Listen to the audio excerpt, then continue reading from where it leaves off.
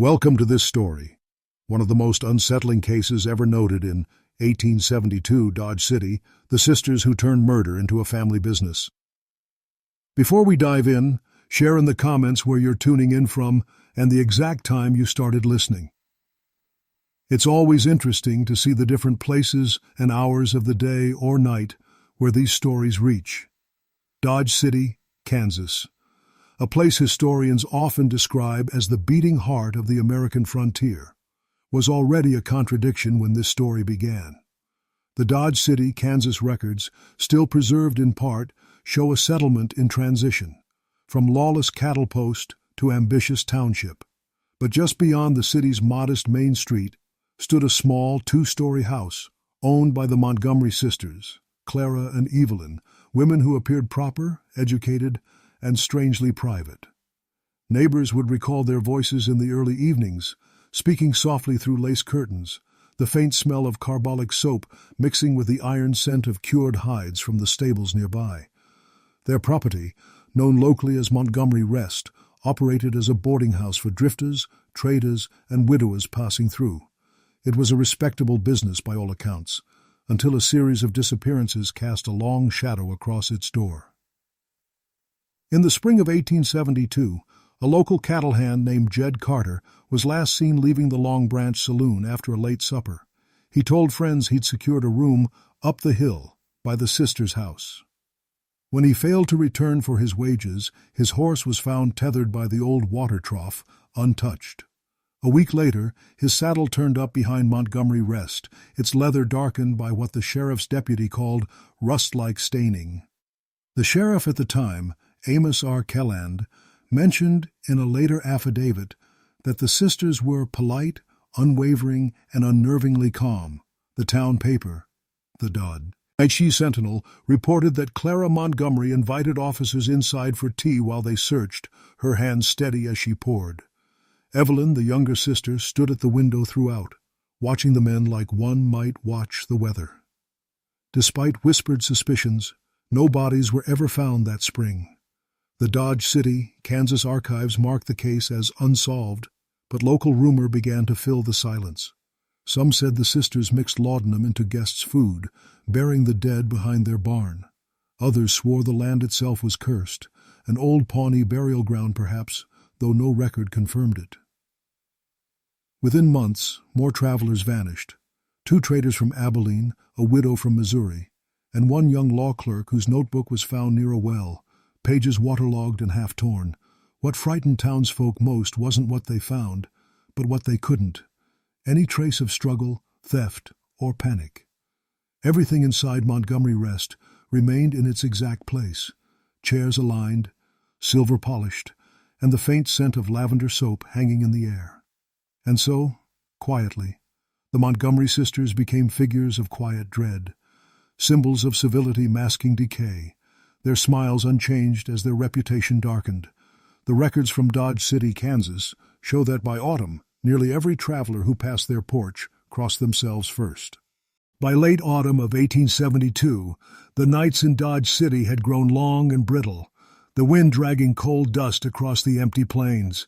Smoke from the chimneys curled low over the rooftops, and the faint scent of tallow lamps clung to the saloons. At the edge of town, Montgomery Rest sat in silence, shutters drawn, no light visible from the upper windows. The Dodge City, Kansas records describe that winter as particularly harsh, freezing the river and isolating much of the town. It was during this time that Clara Montgomery began attending Sunday service again, walking alone, her gloves immaculate, her eyes fixed forward. Some said it was guilt that kept her silent. Others whispered she was only proving her innocence through composure. The younger sister, Evelyn, rarely left the property at all. The postmaster, a man named Tobias Crane, noted in his ledger that Miss Montgomery received 3 parcels from Topeka, all wrapped in oilcloth and marked as medical supplies. Then in December came another disappearance. A preacher's assistant, Thomas Reeve, traveling to the newly built mission north of the city, was reported missing. His horse was found along the main road, reins looped carefully around a fence post as if placed there by a steady hand.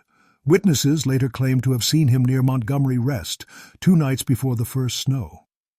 When the constable, a quiet man named Henry Lattimore, questioned the sisters, Clara calmly explained that Reeve had taken tea with them.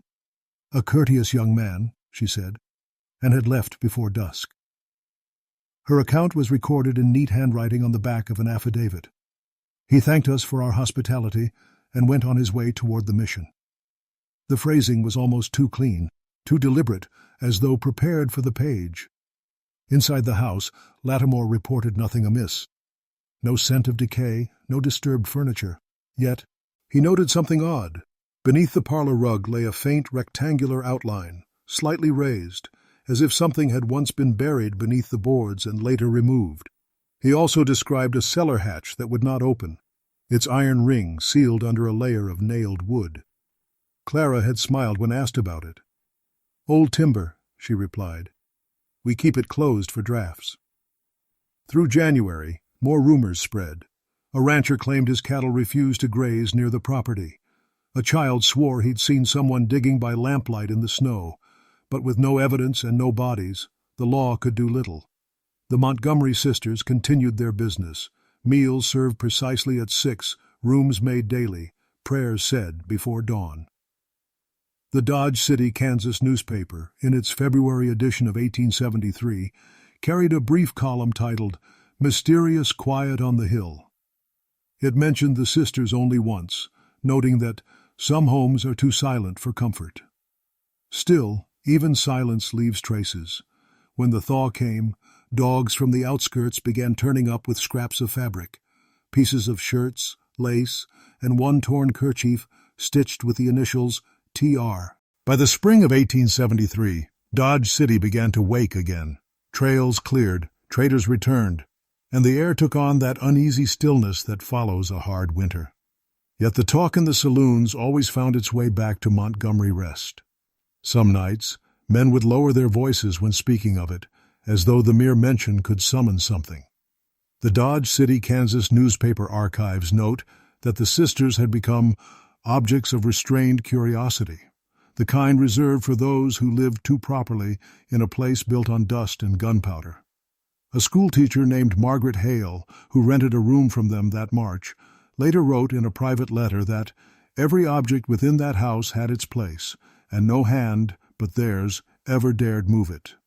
She described the sisters as polite but hollow, Clara speaking as though rehearsed, Evelyn smiling only when watched. One evening, Hale claimed to have heard a sound beneath her floorboards, not the scurry of mice, but the slow, uneven scrape of metal. When she asked Clara about it the next morning, the elder sister calmly said, "It's only the pipe settling, dear." But Dodge City had no running water in that quarter, and Hale left the next day without collecting her full payment. By April, the thaw exposed more than soil. A boy gathering firewood by the edge of the sisters' property unearthed a half-rotted boot. Inside it was a human ankle bone. The discovery brought Sheriff Kellen back to the house, along with 2 deputies and a local physician, Dr. Howard Penley. They dug carefully near the root of an old elm, and by dusk had uncovered 3 shallow graves, one containing a man's remains, another the bones of a woman, and the third, smaller than either, holding nothing but fabric and hair. In his journal, Penley wrote, "All found without coffins, bones clean but irregularly arranged, as if disturbed. The sheriff's report, however, was strangely restrained, referring to them only as unidentified remains, possibly of travelers." The Montgomery sisters were questioned again, but Clara merely folded her hands and said, "There are many who perish on the plains. The earth forgets faster than people do." Evelyn, standing behind her sister, seemed on the verge of speaking, but when pressed, she only whispered, "We gave them rest." For days afterward, townsfolk lingered near the house, waiting for arrests that never came. Sheriff Kelland, perhaps swayed by the sisters' composure or lack of hard proof, allowed them to remain on their land under supervised observation. The decision divided Dodge City, half the town calling it mercy, the other half madness. As spring gave way to summer, travelers began avoiding the route past their property altogether. Even the cattle drovers, known for their indifference to superstition, started taking the long road around. By June, Montgomery Rest had fallen into a strange rhythm of isolation. Meals served, candles lit, no guests ever seen entering or leaving. And yet, each Sunday, Clara Montgomery walked into town as if nothing had changed. She took her seat at the far left pew of St. Matthew's, her face serene, her gloves immaculate, while whispers rustled behind her like wind through dry grass. By midsummer of 1873, Dodge City seemed to carry two faces, one bustling with cattle trade and saloon music, and the other shadowed by the quiet hill where the Montgomery sisters lived. The official Dodge City, Kansas courthouse ledgers that year show a strange pattern, an increase in missing person reports dismissed for lack of evidence. Most were travelers, men with no family nearby, whose absence drew little notice beyond a few unpaid debts. One account stood out, a tanner named Elijah Burr, last seen delivering leather scraps to Montgomery Rest. His horse returned to the stable at dawn without him, reins dragging in the dust. When the stable owner, Matthew Green, found a scrap of cloth in the animal's stirrup, he brought it to Sheriff Kelland. It was a piece of linen embroidered faintly with a symbol, a small cross stitched with crimson thread. The sheriff questioned the sisters once more. Clara's explanation was immediate. "Mr. Burr bartered with us," she said. "He left before sundown with his payment. Perhaps he sought drink instead of home." Evelyn stood silent, her gaze fixed on the cross-stitch, lips parted as though she might cry. But she didn't. Around this time, the Dodge Sentinel printed a short column referencing Dodge City, Kansas as a town of contradictions, where virtue and violence shared the same pew. It never named the sisters directly, yet everyone knew whom it meant. Rumors swelled that a local judge was being bribed to overlook the cases, though no proof was ever produced. Meanwhile, the sisters' isolation deepened. No one rented rooms at Montgomery Rest that summer. The postmaster stopped delivering mail, claiming no letters ever arrived for them. When Reverend Milton tried to offer prayer at their home, Clara refused him entry, stating, "Our faith is private, Reverend. We tend to it as we do our graves." In early August, a storm struck the town, the kind that turned streets into rivers and sent shingles spinning into the fields. After the storm cleared, a child named Nora Atkins found something tangled in a fence along the creek, a soaked page from a ledger, written in careful cursive. It listed names, dates, and sums beside the word rest. The top line read, "J. Carter, paid in full." When Sheriff Kelland confronted the sisters with the page, Clara denied all knowledge. But Evelyn, shaking, muttered, "She keeps them all in the chest." Those words would echo through Dodge City for decades. That night, townsfolk gathered near the sheriff's office as officers rode toward Montgomery Rest. According to deputy reports, Clara stood at the door when they arrived, calm as ever, holding a lantern. "You'll find no sin in this house," she said. "Only rest, as promised." Inside, the smell of damp earth lingered beneath the floorboards. They did find a chest, small, iron-bound, heavy with rust. Inside were receipts, guest names, and beneath a false panel, rings, buttons, and one gold locket, etched with initials that matched a missing widow's. No bodies this time, but enough to make the town shudder. The sisters were taken for questioning, but within days, both were released again. The charges dropped. Official reason: insufficient cause for detainment. The sheriff's deputy resigned the following week. And so, by the time autumn crept over the plains, Montgomery Rest stood once more in eerie calm, its curtains drawn, the hill around it strangely silent, as if even the wind avoided its eaves. As autumn 1873 settled across Dodge City, the prairie grasses yellowed and bent beneath the constant wind. The sisters at Montgomery Rest were seen less and less. Clara ventured into town only to purchase lamp oil and bread flour, while Evelyn rarely left the property at all. When she did, she was often described as pale, distracted, and muttering under her breath, as though reciting something learned by heart. According to the preserved Dodge City, Kansas Constable notes, locals began reporting strange lights near the property at night, narrow beams flickering through the cellar windows long after the sisters had supposedly gone to sleep. Others spoke of low voices heard through the walls, sometimes prayerful, sometimes angry.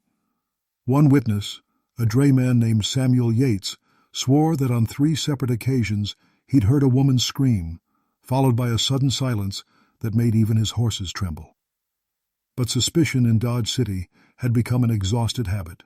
Without proof, even fear begins to fade into gossip. The sheriff, now older and tired of the case, instructed his deputies to let the hill be. The townsfolk obliged, though few would pass near the property after sundown. Then, in October, an unexpected visitor arrived. A man named Jonas Reeve, brother of the missing preacher's assistant, rode in from Topeka after receiving a letter from an unknown sender. The letter, unsigned, contained a single line: "Look under the well." Reeve, by all accounts, was educated and methodical. He sought out the sheriff first, showing the letter and demanding a search, but the sheriff, unwilling to reopen the matter, dismissed him. So Reeve went alone. He arrived at Montgomery Rest near dusk, carrying a lantern and a small pickaxe. Clara greeted him at the gate, her expression unreadable. She invited him in for supper, claiming not to know his brother. When he refused, she simply nodded and said, "Then dig, if you must." By moonlight, Reeve began to dig near the old well behind the barn. Within an hour, he struck something. Wood. The boards were rotted and uneven. Beneath them lay a layer of ash and a handful of charred bones. As he bent closer, a faint metallic glint caught his lantern light, a cross pendant, warped, but still recognizable. It matched the one his brother had worn. Before he could speak, a voice from behind said, "You shouldn't have come." Witnesses later claimed that gunfire echoed across the hill that night, followed by the barking of dogs and the faint toll of St. Matthew's bell. When townsfolk arrived the next morning, they found the well collapsed and the sisters' door unlatched. Jonas Reeve's horse was still tied outside. He was never found. The Dodge City, Kansas. Papers ran a single-line notice 2 days later. Another traveler unaccounted for. Circumstances unknown. Clara and Evelyn denied any involvement. "We sleep soundly," Clara said. "The wicked make noise. The righteous rest." The irony was not lost on the town. Over the following months, the Montgomery sisters withdrew completely. Their windows were shuttered day and night. The curtains, once lace-white, grew gray with dust. Visitors noted a faint odor near the back of the property, sharp and metallic, though no one dared investigate further. And so, through the winter of 1873, the sisters became almost spectral, present yet absent, the embodiment of the unease that hovered perpetually over Dodge City's polite facade. The winter of 1873 pressed hard against Dodge City. Snow drifted deep along the main street, muting every sound. Inside the saloons, fires crackled, and the talk, as always, found its way back to Montgomery Rest. The sisters' story had become more rumor than fact, too strange for belief, too persistent to forget. In the official Dodge City, Kansas town ledgers, there's a small note written that December by a clerk named Ezra Pike. No activity from the Montgomery property, taxes paid in full by post, no witness to either sister seen in public since early November. Such cold precision could not hide the fear those words carried. For all their attempts to bury the story, everyone in Dodge City knew something was festering on that hill. A former guest, a traveling physician named Dr. Ambrose Greer, returned unexpectedly just before Christmas. He had stayed at Montgomery Rest a year earlier while traveling west to Santa Fe. Greer told the sheriff he wished to collect a trunk he'd left behind. Reluctantly, the sheriff allowed him a deputy escort, a man named Lattimore, to accompany him. When they arrived, the front door stood open, snow blown in across the floor. The house was silent, except for the rhythmic drip of water from the ceiling. Dust covered everything. On the dining table lay a single plate, untouched but set with care. A knife, a spoon, and a folded napkin embroidered with the letters CM. In the parlor, an oil lamp still burned faintly, its glass fogged with soot. Dr. Greer described a smell of medicine and something else beneath it, iron perhaps. He found his trunk near the cellar door, but refused to open it there. When he and the deputy left, Lattimore swore he heard a faint knocking from below the floorboards. They didn't investigate. Fear has a way of turning even brave men away from sound. Later that night, Greer opened the trunk at the sheriff's office. Inside, among his own instruments, were items that did not belong to him: a woman's glove, a lock of hair tied with ribbon, and a child's shoe. Beneath them, he found a small ledger identical to the one discovered months before. The handwriting was delicate, but certain. Each page listed names, dates, and the word rest. Near the end of the ledger, a single entry appeared underlined twice: J. Reeve, fulfilled. The sheriff's face reportedly went white when he read it. He ordered another search of Montgomery Rest at dawn, though most of his deputies refused to go. When he arrived the next morning, accompanied only by Lattimore and the town doctor, the house was empty. The sisters were gone. In the kitchen, however, they found a pot still warm to the touch, and 2 teacups, one cracked clean in half. Outside, snow revealed a set of footprints leading toward the creek, 2 pairs, side by side, vanishing where the ice began. The Dodge City, Kansas Gazette printed its final mention of the Montgomery sisters on January 4th, 1874. The ladies of the Rest have departed. May the Lord keep them, wherever they've gone. But few believed they left at all. Some said they fell through the frozen creek. Others whispered they simply walked into the plains, never looking back. And yet, when spring returned, neighbors swore they saw candlelight once again flickering behind those shuttered windows. By the thaw of 1874, the story of the Montgomery sisters had already begun to dissolve into folklore. Some said they perished in the creek. Others insisted they were seen weeks later, traveling under false names toward Colorado territory. The Dodge City, Kansas records themselves seem uncertain, pages missing, dates smudged, the sisters' names crossed out in different ink. Even the sheriff's reports stop abruptly, as though someone had decided enough was enough. But Dodge City remembered in whispers. Children dared each other to climb the hill where Montgomery Rest stood abandoned. The few who did claimed the air was colder there, the grass dead long before winter. One boy, 12-year-old Amos Hart, told his mother he'd seen a woman's silhouette through the parlor window, standing perfectly still, as if listening. When his mother scolded him for lies, he wept and insisted he'd heard her speak. She said my name. The townsfolk tried to move on. St. Matthew's Church held a small service for the missing souls of the prairie, a gesture meant to calm frightened hearts more than to honor the dead. But Reverend Milton, who'd once been turned away from the sisters' door, wrote in his sermon notes that he felt the air inside the church turn heavy when he spoke their name. That same spring, a cattleman rebuilding his fence near the old property struck something hard in the soil. It was an iron ring attached to a wooden door, buried beneath a thin layer of mud. When pried open, it revealed a crawl space, dry, cold, and filled with the faint smell of lime. Inside were several wooden boxes. Each box was labeled by initials burned into the lid. One bore the mark ER, another JC. The sheriff, summoned reluctantly, ordered the boxes sealed and buried again until jurisdiction could be determined. That jurisdiction never came. Later entries in the Dodge City, Kansas. Courthouse book list the property as vacant, disputed, though one line in a clerk's hand adds, occasional smoke cited, no occupants verified. It was as if the land refused to let its story end. Years passed. Travelers heading west claimed to see a light flickering from the windows at dusk. One railroad worker swore he met a woman fitting Clara Montgomery's description in Fort Lyon in 1878. Older, thinner, calling herself Mrs. Ellison. He said she was selling trinkets, rings, lockets, buttons. When he showed her a coin to buy one, she looked at it, smiled faintly, and said, "You've paid enough already." Then she disappeared into the crowd. Back in Dodge City, The ruins of Montgomery Rest began to sink into the earth.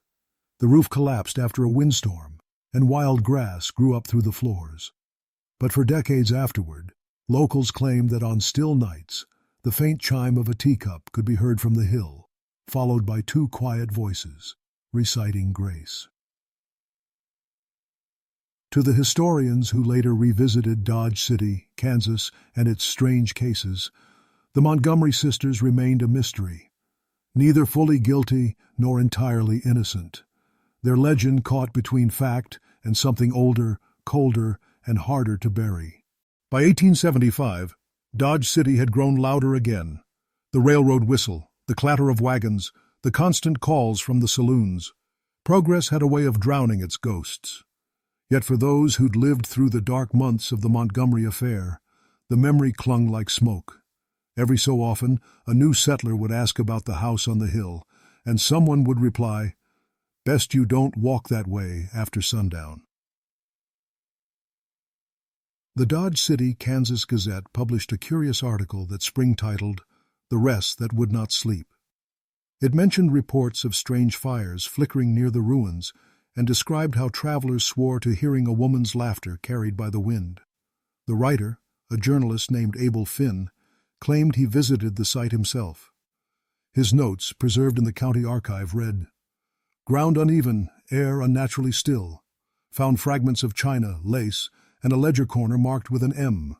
Felt watched throughout." Around this time, ownership of the property became contested. A man named Silas Brew, a rancher with more ambition than sense, purchased the lot from the county for a paltry sum, intending to build a storage barn. Within weeks of moving his supplies onto the land, his horses refused to approach the hill. He reported finding his tools scattered each morning, as if someone had deliberately placed them in a circle. The night before he abandoned the project, he awoke to the sound of knocking from beneath the floorboards of his temporary cabin. 3 knocks, slow, deliberate, patient. The next morning, Brew hitched his wagon and left Dodge City without collecting his payment. He left a note tacked to the door that read, "The land remembers what we choose to forget." For a brief period afterward, the site drew the attention of curiosity seekers. Spiritualists passing through Kansas during the late 1870s held seances there, hoping to summon the estless spirits of the rest.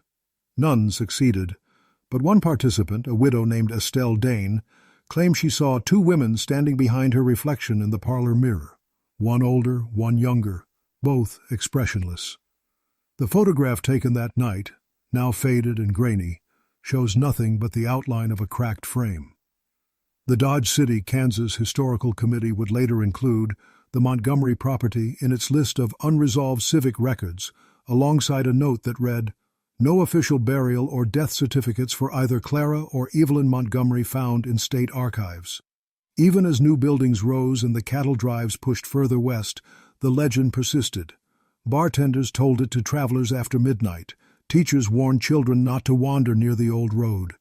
Preachers used it as a lesson about sin wrapped in civility. Yet, beneath all the retellings, something quieter remained. A sense that what happened at Montgomery Rest was not just crime or rumor, but an echo of something older. Some whispered that the sisters' family had come from Virginia, fleeing debts, and whispers of a similar case there. Others believed they had no past at all, appearing in Dodge City, as if conjured from the wind. Whatever the truth, by 1880, the property had all but vanished beneath grass and stone. Still, travelers on the trail claimed that when the sun set red over Dodge City, Kansas, a faint figure could be seen near the ruins, arranging 2 teacups carefully on a table that wasn't there. The decade turned quietly, yet the story of the Montgomery sisters refused to fade. By 1881, Dodge City had begun to reinvent itself, rail lines steady, trade flourishing, its reputation shifting from lawless frontier to a respectable, if uneasy, town.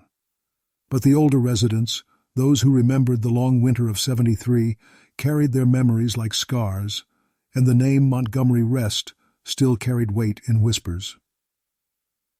In that same year, a visiting reporter named Henry Lyle arrived from St. Louis to document what he called The Moral Transformation of Dodge City. While researching, he came across the town's missing person records and, inevitably, the Montgomery file. Intrigued, Lyle hiked up to the overgrown hill one afternoon, notebook in hand.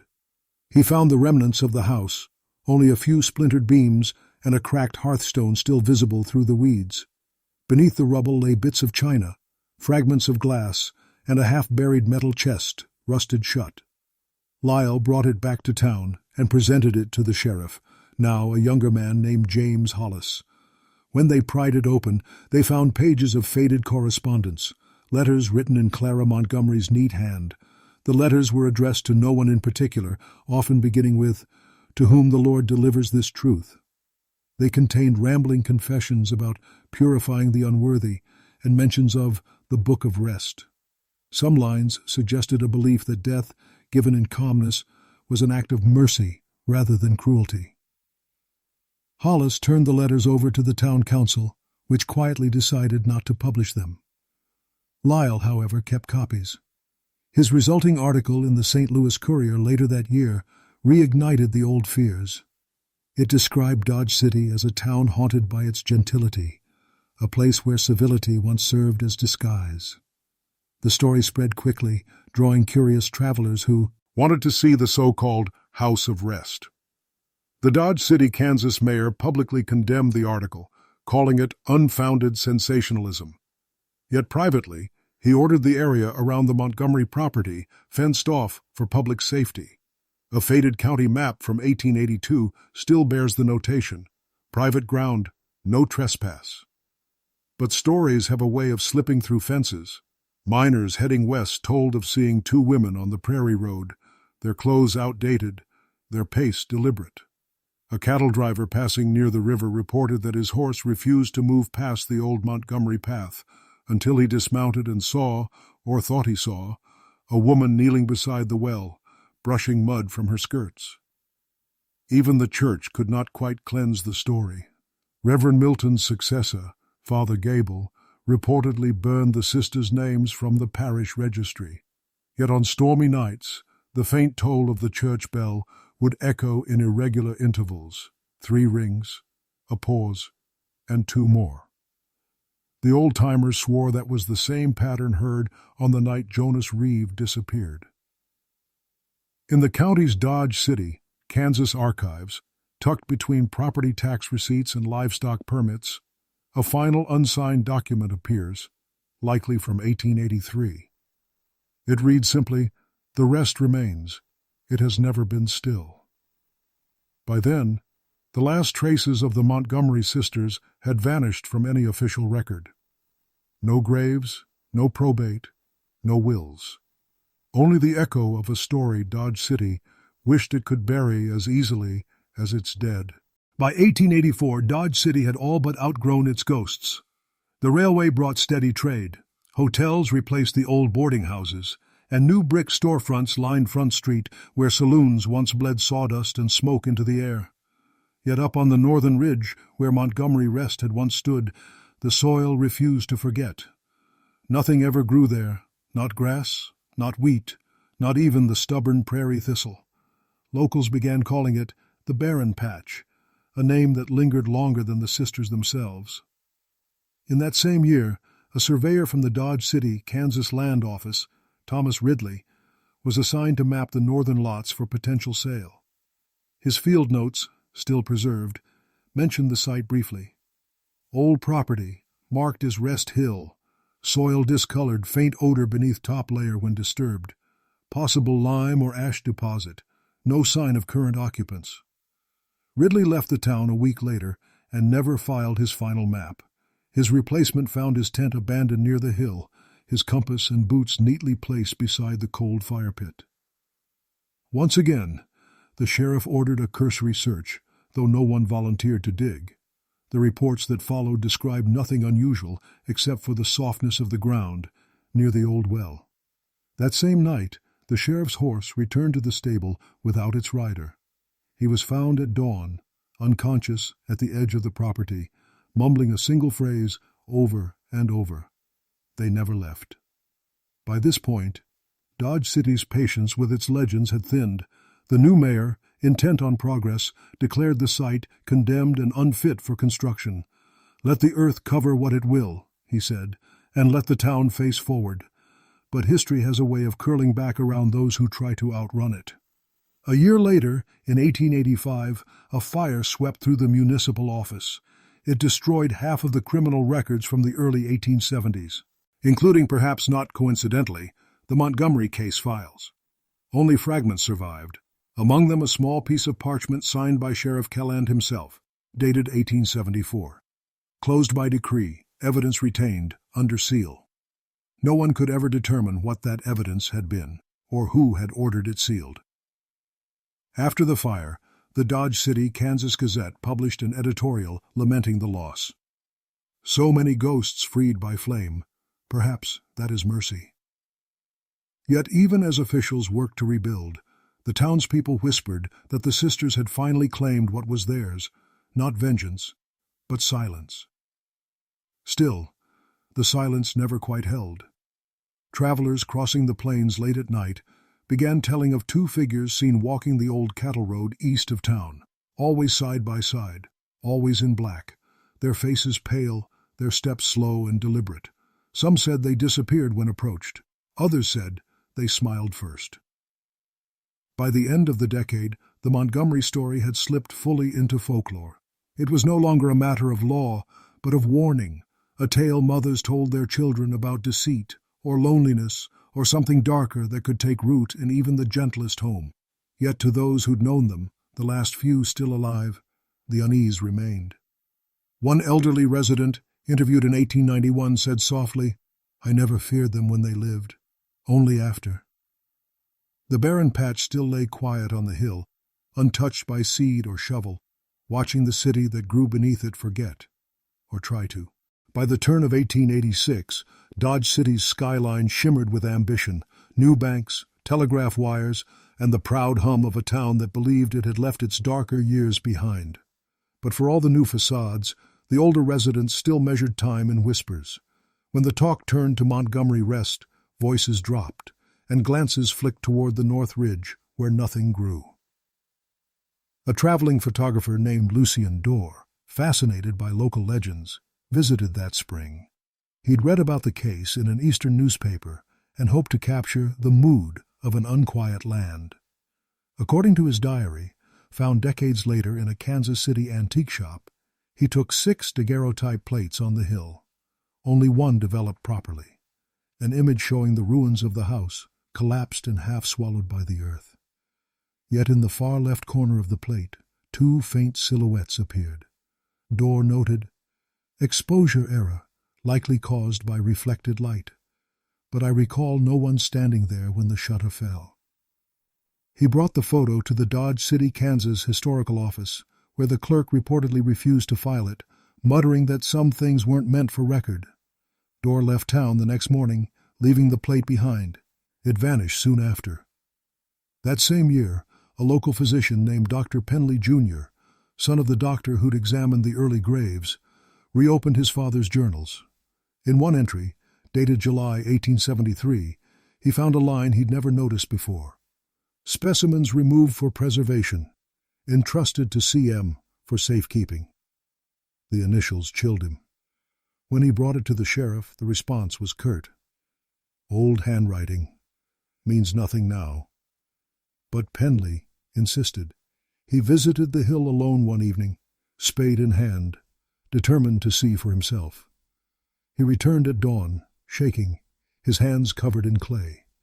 The sheriff's report summarized only this: Dr. Penley claims to have seen human remains within the well foundation, no physical evidence retrieved, subject unwell, incoherent.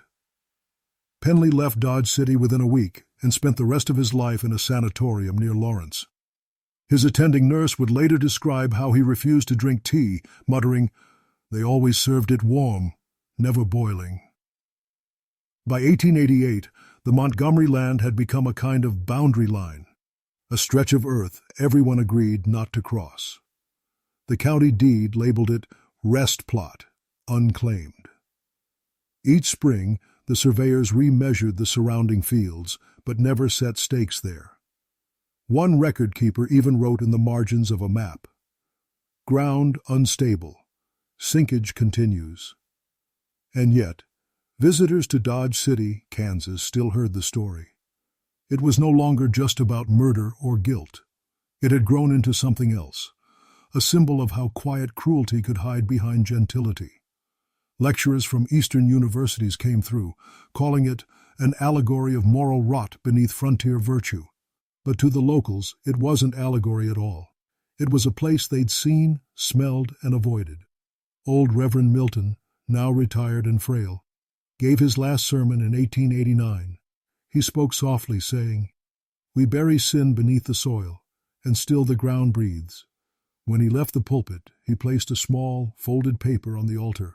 On it was written only 2 words, "Forgive them." That night, lightning struck the hill.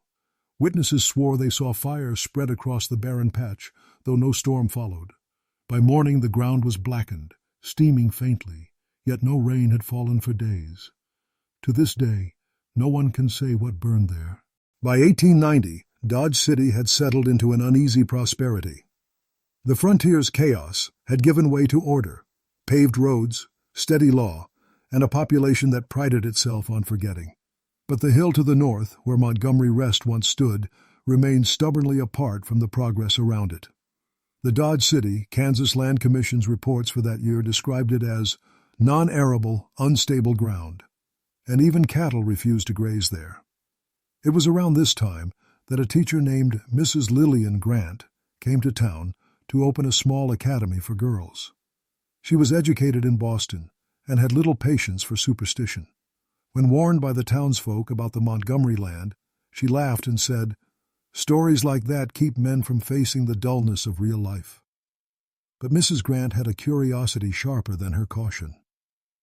On a clear afternoon in May, she walked the northern trail, notebook in hand. Her journal entry, later found among her belongings, reads, "Reached the remains of the house. Faint scent of oil or tallow still clings to the soil. Found fragments of mirror glass reflecting light, though the sky is overcast. Heard what I took for a woman's voice, indistinct, like a hymn sung too softly." She returned to town, pale and distracted. The next morning she visited the county clerk's office, asking for old property deeds connected to the Montgomery name. The clerk handed her a bundle of papers, brittle and half-burned from the office fire 5 years earlier. Among them, she found one peculiar document, an unsigned bill of sale transferring ownership of the rest to E. Montgomery survivor. The date was 1875, a year after the sisters had vanished. That discovery unsettled even the skeptical. If the deed were genuine, it meant at least one sister had lived beyond the time most believed them gone. The Dodge City, Kansas Gazette printed a cautious column titled, "A Shadow of the Past." It questioned how a woman thought dead could legally claim property. No one came forward to dispute it.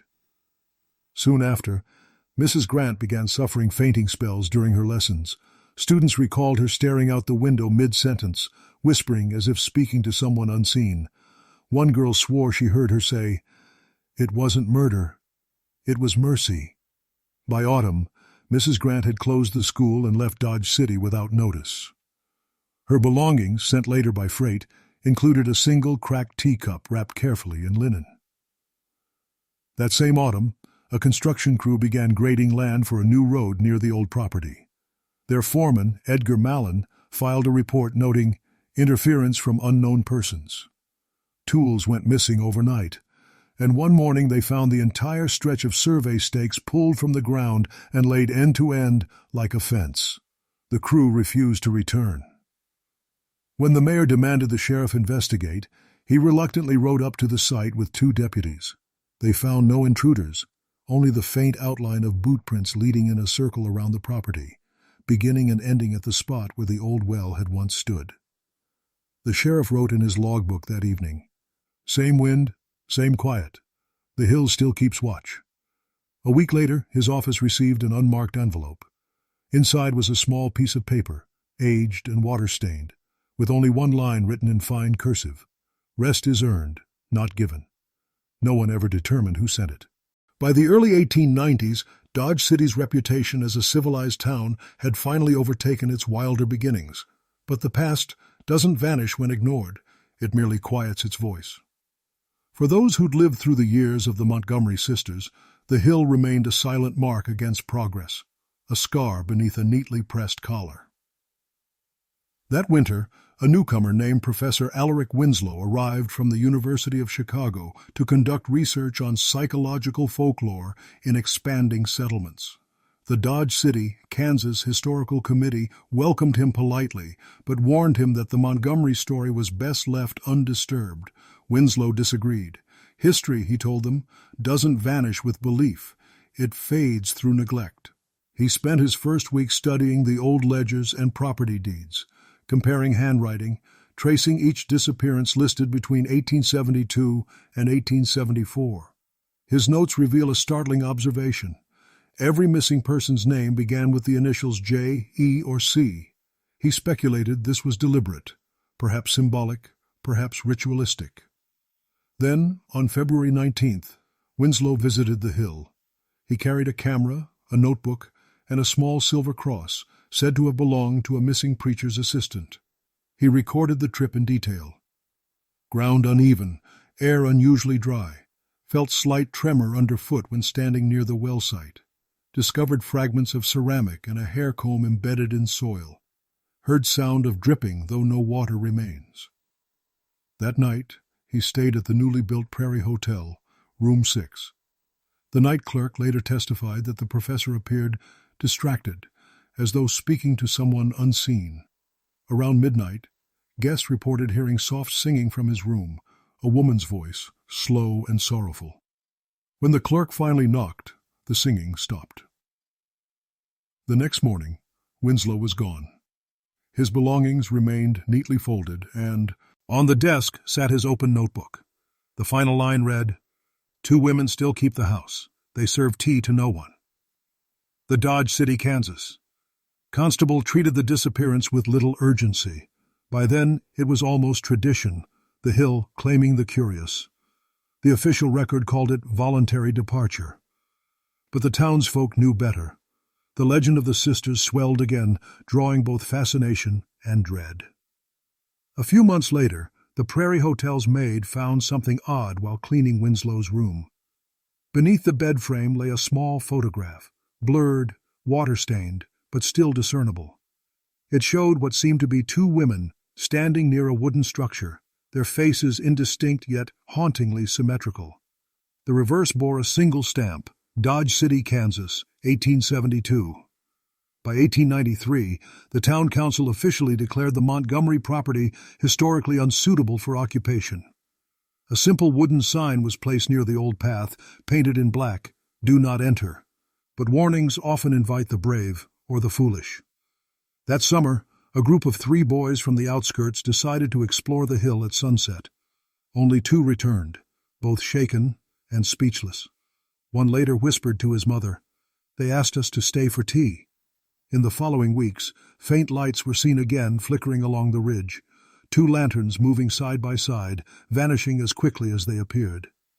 By then, even the skeptical began to accept that Montgomery Rest, whether haunted or cursed, was a story that refused to close. As one old farmer put it, the town built over its sins, but that hill, it's where the truth still breathes. By 1894, the town council of Dodge City had grown weary of the Montgomery legend and ordered the last remnants of the Rest demolished. What little structure remained, 2 leaning beams, a half-collapsed cellar, and the charred outline of the parlor, was leveled by a hired crew. The official record in the Dodge City, Kansas, archives notes simply, "Property cleared, no further disturbances expected." But disturbances have a way of returning when forgotten. Within weeks, members of the crew began to fall ill. One, a man named Owen Rudd, suffered fever and delirium, claiming to hear knocking beneath his floor at night. Another, Levi Torrance, left town abruptly after muttering that he'd seen someone smiling under the ground. The physician who examined them could find no physical cause, only noting exhaustion and exposure. The townspeople, uneasy once more, avoided the northern ridge entirely. Cattle trails were rerouted, and children forbidden to wander near it. Even the railroad surveyors drew their lines wide around the hill. Still, stories persisted. Riders traveling after dark claimed to see the outline of a house that wasn't there, its windows glowing faintly before vanishing into mist. That same year, a letter arrived at the Dodge City, Kansas post office with no return address. It was addressed to the sheriff but unsigned. Its contents read, "We were never cruel, only careful. They came to us wanting peace, and we gave it. Tell them to stop digging." The handwriting bore a striking resemblance to Clara Montgomery's. Experts compared it to older ledgers, concluding it was remarkably consistent, though aged. The sheriff kept the letter locked in his desk until his death. Afterward, it was found among his effects, folded neatly inside a Bible. Meanwhile, an itinerant preacher passing through Kansas, Reverend Julian Miles, mentioned the Montgomery story during a sermon in Topeka. He spoke of two women who mistook mercy for salvation, and warned that sin may wear a calm face. Weeks later, while traveling back west, he vanished near the line between Ford and Clark County. His horse was discovered unharmed, his saddle empty, a small bundle of linen tied behind it, containing 2 china teacups. By the time the Dodge City, Kansas Gazette published its spring edition of 1895, the tale had grown into something larger than a local haunting. The paper referred to it as the Parable of the Sisters, a cautionary story about ambition, secrecy, and the peril of believing goodness can exist without guilt.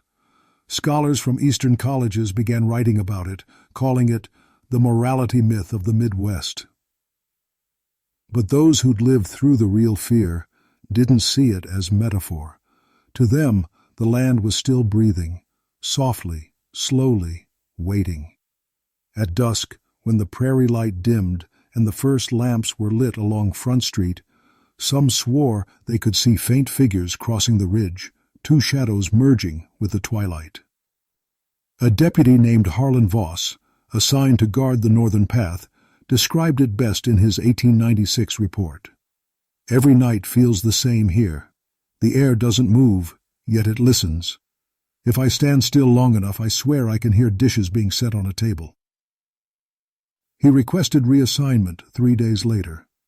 And still the stories continued, quiet, persistent, impossible to prove. The Montgomery sisters, it seemed, had achieved what they always claimed to offer others, a kind of peace that no living soul could quite disturb. By 1896, the town of Dodge City had matured into a symbol of Western respectability, its lawlessness a thing of the past. Yet the deeper one went into the archives, the more the Montgomery name seemed to cling like dust to the edges of history. Every few years, a new report would surface, brief, incomplete, and unsettlingly familiar. The Dodge City, Kansas Medical Registry from that year recorded several cases of nervous collapse among railroad workers assigned to the North Ridge. The symptoms were consistent: sleeplessness, loss of appetite, trembling at the sound of knocking. One entry noted, "Subject reports seeing 2 women standing by the old well, both wearing black, faint odor of lavender and ash." The physician added only one comment: "Persistent hallucination tied to local superstition." But it wasn't only workers. A journalist from Topeka, Elias Horn, arrived that spring to write an anniversary feature about Dodge City's transformation. Naturally, he found his way to the Hill. His report, never published, was later found in his estate. The notes described strange impressions of order and restraint, the feeling that someone had recently been there arranging things with care. He wrote, "The ruins smell of soap and burnt oil. Found footprints, 2 pairs, both small, both recent. Could not follow. Ground too soft." A week later, Horn returned to the site accompanied by 2 local men. At sunset, they claimed to have seen smoke rising from the hill, though no fire was visible. As they approached, a soft humming began. 2 voices, harmonic and wordless. The men fled before reaching the crest. By the following morning, Horn had left Dodge City without explanation. In the margin of his final notebook page, he scrawled, "Not ghosts, keepers. Meanwhile, the Dodge City, Kansas Council held a quiet vote to permanently seal the area as restricted historical ground. They cited unstable soil as the reason, though locals knew better. The property line was fenced again, marked with a single iron sign, "Rest closed to public." Despite the official stance, curiosity endured. That autumn, a young widow named Annie Lowell, recently arrived from St. Joseph, claimed she'd spent a night near the ridge while traveling west. She told a saloon keeper that she'd seen two women tending a lamp inside a house, one lighting it, the other watching. When she awoke the next morning, there was no house, only flattened grass and two empty teacups placed carefully beside her campfire. The sheriff dismissed her story as nerves, but when his deputy visited the ridge later that week, he found faint indentations where the cups had rested. The deputy took them into evidence, storing them at the office. 2 days later, both disappeared. That same winter, the Dodge City, Kansas Gazette printed what would be its final mention of the Montgomery affair. There are stories this town cannot unlearn. The house on the hill was never haunted. It was patient. Even as the century drew to a close, Dodge City remained uneasy about its past. The children of those who'd lived through the first disappearances avoided the northern road, and on still nights, when the prairie wind went silent, older residents swore they could hear a soft clink, porcelain touching porcelain, drifting faintly through the air. It was the sound of civility, they said, the sound of two sisters who never stopped serving tea. By 1898, Dodge City had begun to see itself as a chapter completed, a relic of frontier times neatly closed. Yet history has its own handwriting, and the Montgomery name continued to appear where it shouldn't. Even as new settlers arrived, the town's older ledgers, tucked deep in the Dodge City, Kansas records office, showed quiet amendments, missing receipts, re-signed deeds, and unexplained notations written decades after the fact. One in particular, dated that same year, read, "Estate restored to C. Montgomery as prior claimant." The clerk who wrote it could not later be found. That summer, a scholar named Dr. Merritt Hall, a historian from Kansas State University, came to study the early social structures of the frontier. He was fascinated by the peculiar civility of Dodge City, how a town once defined by vice had reshaped its history into morality. Naturally, the Montgomery case drew his attention. Hall interviewed surviving witnesses, including the aging deputy Henry Lattimore, who, though trembling, agreed to speak. Lattimore recalled that when the sisters were last seen, Clara had said something peculiar to him. "The law is too narrow to see what mercy looks like." He remembered her smiling faintly, her eyes soft but resolute, before turning away into the snow. When Hall pressed him for details about the night of their disappearance, Lattimore grew pale. "They didn't vanish," he whispered. "They just stopped pretending to live like us." Hall's journals, found years later, describe his visit to the hill that August. He recorded, "No structure remains, only depression in soil, perfectly rectangular, no insects, air still. Found 2 porcelain shards arranged like crescent moons." He took one with him as evidence, though his notes mention that it grew warm in his pocket, as though recently handled. He left Dodge City 3 days later and fell ill en route to Wichita. His letters from that journey grew erratic, references to unfinished prayers and eyes that never blink. When his trunk was later returned to the university, it contained only one item wrapped in linen, a single teacup fragment marked faintly with the initials CM. Back in Dodge City, whispers began again. Storekeepers claimed they saw 2 women walking through the fog before dawn, gloved hands clasped, faces veiled. One butcher swore they came to his shop asking for salt, though their voices sounded distant, as if spoken from another room. When he turned to fetch it, they were gone. By now, the town's younger generation treated the story as half-truth, half-warning, a bedtime tale told to children to keep them from wandering. Yet every few years, a traveler or drifter still vanished near the old ridge, their camps found undisturbed, fires still warm. The Dodge City, Kansas Gazette, ever cautious, refused to print further mentions. But in its private correspondence, one editor wrote to a friend, "We no longer tell their story because we no longer own it. It belongs to the land now." The land, indeed, seemed to remember. On windless evenings, passers-by claimed to hear faint hymns, not mournful, but methodical, as if rehearsed. And when the moon rose high, a glimmer would sometimes appear in the soil, not silver, not glass, but the pale reflection of a mirror turned downward. To those who dared stand too close, it was said you could hear a voice, calm and near your ear. "Sit, the tea is ready." By 1900, the rest of Kansas had moved forward into the new century. Electric lights, automobiles, the promise of modern order. But Dodge City still carried a strange silence at its northern edge.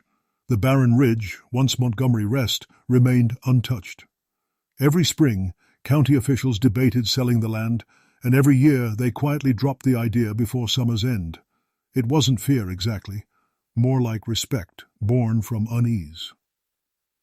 That same year, a traveling archivist named Miss Harriet Voss came through town collecting oral histories for the Kansas Historical Society.